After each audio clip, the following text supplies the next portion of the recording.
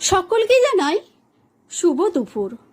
আজকে দুপুরে আমি রান্না করে ফেললাম ভাতের উপরে দিলাম একটা লেবু আর লঙ্কা, আর রেখেছিলাম ছোট ছোট করে গাজরগুলোকে আমি সুন্দর করে সাজিয়ে দিলাম।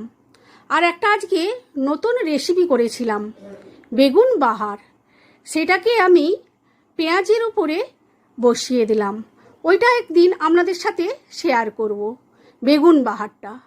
আর করে নিয়েছিলাম লম্বা লম্বা করে ভেড়ি ভাজা আর মোটা মোটা করে আলু ভাজা, আর রেখেছিলাম মূলো শাক ভাজাটাকে রসুন দিয়ে ভেজেছিলাম, আর সাথে ছিল কফি ডাঁটা ভাজা, আর রেখেছিলাম মাংসের ঝোল। এই সাজানোটা আজকে তোমাদের কেমন লেগেছে আমাকে একটু কমেন্ট করে জানাও তো দেখি, আর কার কেমন লাগলো জানিও। ভালো থেকো, পাশে থেকো।